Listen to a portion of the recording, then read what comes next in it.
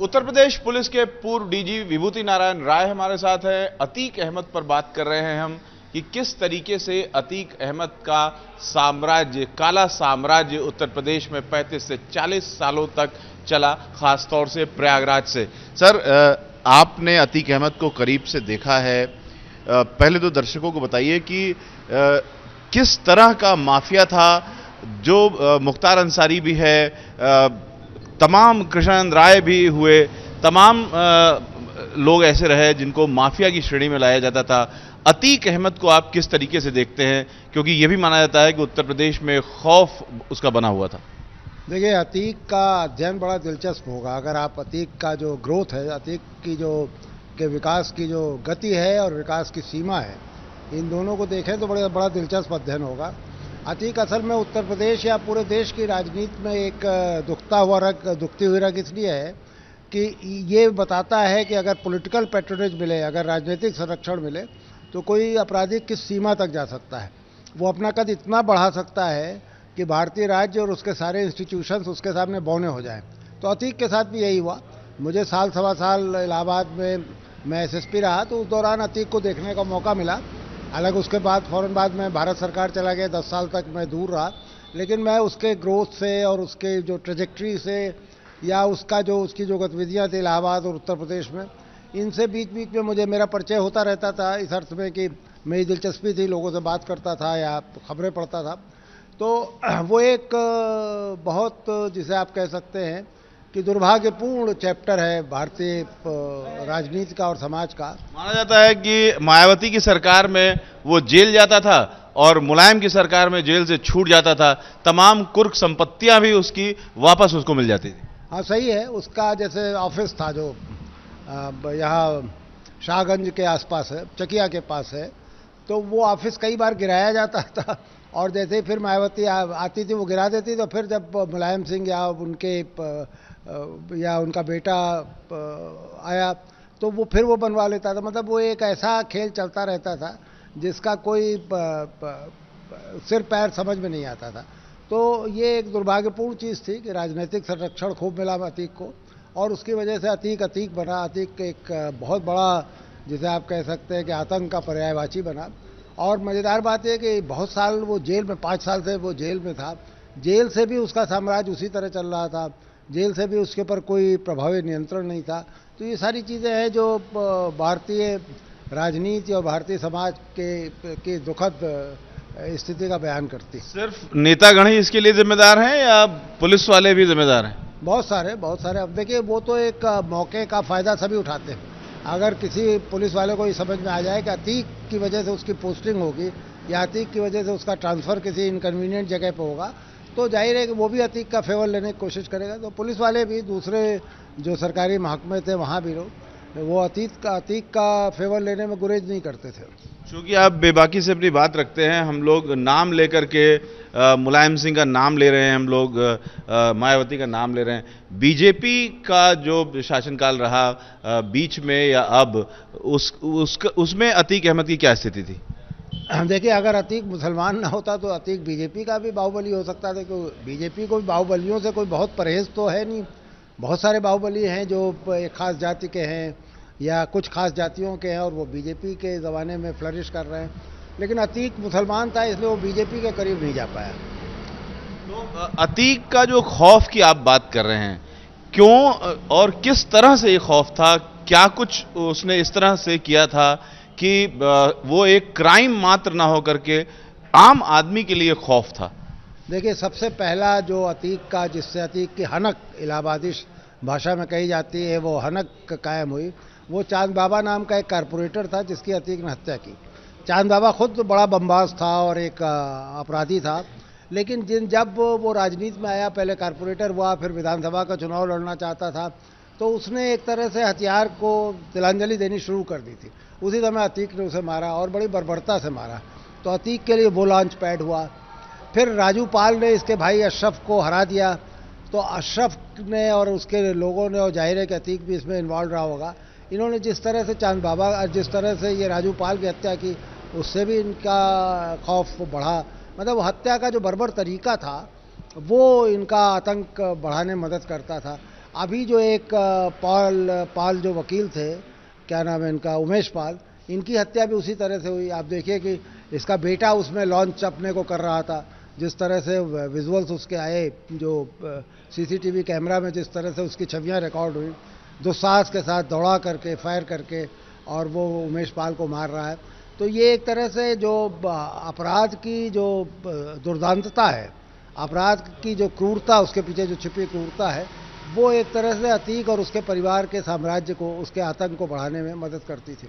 एक अलग तरह का पैटर्न दिखता है। बाकी जो बड़े माफिया होते हैं, बहुत ज़्यादा पैसे कमा लेते हैं काले धंधों से, वो अपने बच्चों को अच्छे स्कूलों में पढ़ाते हैं, थोड़ा दूर रखते हैं ऐसी दुनिया से कम बचपन में। अतीक के साथ ऐसा नहीं था, वो खुद ही अपने भाई को और बच्चों को इस दुनिया में ले आया। देखिए, यही सबसे ट्रेजिक है। आज अतीक और उसका भाई मारा जा चुका है, एक बेटा उसका मारा जा चुका, 2 बड़े बेटे जेल में हैं, 2 छोटे बेटे किसी सुधार गृह, बाल सुधार गृह में है। तो ये तो एक बड़ा ट्रेजिक एंड हुआ। कोई भी समझदार आदमी होता है, एक पिता जो है, जिसके पास पैसे की कमी नहीं, जिसके पास रिसोर्सेज की कमी नहीं, वो सबसे पहला काम करता है कि अपने बच्चों को यहाँ से दूर कर देता, इस दुनिया से दूर कर देता। लेकिन अतीक शायद उसको लगता था कि यही इनका कैरियर हो सकता है, यही इनके आगे बढ़ने का जरिया हो सकता है। तो उसने दुर्भाग्य से अपराध की दुनिया में इनको लिथेड़े रखा, और अंत में आपने देखा इसका क्या हश्र हुआ। हत्याएं कराने में के लिए लगातार जाना जाता था, खौफ इसीलिए ज़्यादा था। धंधे क्या थे इसके, मुख्य धंधे क्या थे, आय के स्रोत, जो पैसे काले धन आते थे, वो किन स्रोतों से आते थे? देखिए, इसने मुख्य रूप से पैसा कमाया जमीनों के कब्जे से। जहाँ भी कोई विवादास्पद कोई ज़मीन थी, उस पर ये कब्जा करता था, और औने पौने भाव में मालिक को मजबूर करता था उसको बेचने के लिए। मकानों पे कब्जा कराना, मकानों को खाली कराना, सिविल लाइंस और जानसनगंज जैसे इलाकों की दुकानों पे कब्जा करा लेना, फिर उन्हें खाली करा करके गिरा देना, और औने पौने भाव में। लखनऊ में भी कई केसेस ऐसे हुए। जेल में कुछ ऐसे लोगों को पकड़ के ले जाया गया जहां इसने पिटाई की, उनकी ये जेल में बंद था, जिनसे प्रॉपर्टी के कागजात पे दस्तखत कराए। तो मुख्य रूप से तो इसकी समृद्धि का जो जरिया था, वो ज़मीनों पर कब्जा करना और ज़मीनों की खरीद फरोख्त थी। लेकिन इसके अलावा आप देखिए, सारे ज़्यादातर माफिया देश के वो खनिज में भी इन्वॉल्व होते हैं। जो माइनिंग सेक्टर है, वहाँ भी इसका भी इन्वॉल्वमेंट था, ख़ासतौर से रेत का, जो अवैध रेत की खुदाई थी। फिर ठेकों में, रेलवे के ठेकों में इसका हाथ था। दूसरे जो बड़े ठेके हुआ करते थे सड़क के और पीडब्ल्यूडी के, उनमें भी इसके लोग जा करके और अपना हिस्सा लेते थे। अतीक को मारने वाले, क्या लगता है, क्या मोटिव हो सकता है? क्या अतीक के लिए ये माना जा रहा है कि असद की मौत के बाद वो टूट गया था और बहुत सारी बातें उगलने लगा था, कुछ राज बाहर आ सकते थे, क्योंकि आईएसआई से भी लिंक आ रहे थे, लश्कर से भी आ रहे थे, ड्रोन से हथियार बहुत मंगाया था इसने, जगह जगह कह रहा था कि हम चल करके बरामद करा सकते हैं। तो ओवरऑल मोटिव क्या लग रहा है इसकी हत्या के पीछे? देखिए, मुझे लगता है कि कोई ना कोई ऐसा आदमी या ऐसी संस्था इसमें इन्वॉल्व है जो इस बात से डर रही थी कि अतीक बोलने लगेगा। अभी पता नहीं, क्योंकि 2 दिन ये पुलिस के पास रहा, उस बीच में कितना ये बोला, कितने इसने राज खोले। लेकिन इस बात का खतरा तो था ही। जिन लोगों ने पैसे इसके लगाए होंगे, इसने अपने पैसे जिनके पास लगाए होंगे, जो इसे हथियार सप्लाई करते थे, जो संरक्षण देते थे, जो रुकने का ठिकाना प्रदान करते थे, उन सबको ये डर था कि अगर अतीक बोलेगा तो वो सब परेशानी में फंसेंगे। अब इसमें कि उनमें से किसने इन 3 लोगों को, क्योंकि ये 3 लोग तो बड़े साधारण किस्म के अपराधी लग रहे हैं। इनके पास जो रिवॉल्वर्स मिले, जो पिस्टल मिली है, वो बहुत महंगी विदेशी पिस्टल्स है, और एक उसमें कंट्री मेड पिस्टल है, 2 बड़ी महंगी पिस्टल्स है। तो ये तो नहीं उसे हासिल कर सकते थे। जाहिर है कि उनके लिए पैसा या उनको जुटाने का इंतज़ाम किसी दूसरे ने किया होगा, और जो ताकतवर रहा होगा। तो वो सारे राज अब खुलेंगे अगर ये तीनों लोग पकड़े गए हैं। देखना ये है कि इनको कोई नुकसान ना होने पाए। इन्हें सज़ा तो होगी अदालत से, वो तो ज़रूरी है, लेकिन जब तक ये पूरी बातें पता ना दे तब तक इनको कोई नुकसान ना हो। यानी इन तीनों लड़कों की हत्या का भी आसार हैं जिन्होंने अतीक को मारा? हाँ, बिल्कुल है। जिसने अतीक को मरवाया, अगर कोई इनके अपने दिमाग की उपज नहीं थी, जो मुझे लगता है कि इनके दिमाग की उपज नहीं रही होगी। ये जो अक्सर सड़कों पर लोग आपस में चर्चा करते हैं, पुलिस पर शक कर रहे हैं कि क्या पुलिस ने मरवा दिया या मिलीभगत है प्रशासन की? देखिए, पुलिस का तो मुझे पुलिस की लापरवाही और नालायकी तो दिखाई दे रही है कि वो सुरक्षा नहीं दे पाए। लेकिन पुलिस अगर मतलब एक कॉमन सेंस की बात है, अगर पुलिस ने इन तीनों को तैयार किया होता तो इन तीनों को भी मार दिया जाता। जो समय आप तो लोग पुलिस ज़्यादा आसान हो जाता पुलिस के लिए। पुलिस पे शिकायत कर रहे हैं कि उन्होंने कोई फायर नहीं किया, 18 गोलियां चली, इतने लोग बंदूकें लेके खड़े थे, तब लोग कहते हैं कि पुलिस ने इन्हें मार क्यों दिया। अगर ये जिंदा पकड़े जाते तो ज़्यादा इनसे कबलवाया जा सकता था, ज़्यादा चीज़ें हासिल की जा सकती थी। तो ये तो दोनों तरह की बातें हैं। मुझे नहीं लगता कि इनको पुलिस ने हायर किया होगा। आप चूंकि इलाहाबाद का जो माफिया तंत्र है उसको समझते हैं, जिस तरीके से बहुत सारे और माफिया ग्रुप्स हैं, कहा जाता है कि इलाहाबाद में सिर्फ अतीक ही नहीं, उसके अंडर में चलने वाले बहुत सारे ग्रुप थे जिसे अतीक बैलेंस करके चलता था, उनके झगड़े अपने दरवाजे पर सुलझाता था। क्या लगता है कि अतीक के मारे जाने के बाद उस तरह के माफियाओं का खौफ इलाहाबाद में अब खत्म हो गया? मुझे नहीं लगता। देखिए, माफिया फिर पैदा होते रहेंगे। माफिया को पैदा करने के लिए जो परिस्थितियां हैं वो तो बरकरार है ना। अभी भी अपराधियों को पॉलिटिकल पैट्रोनिज्म मिल सकता है, अभी भी ये जो हमारे सिस्टम के लूप होल्स हैं वो अपराधियों को मदद कर सकते हैं। तो अब ये तो माफिया एक दो माफिया के मारे जाने से माफिया तंत्र खत्म हो जाए, ये तो विशफुल थिंकिंग है।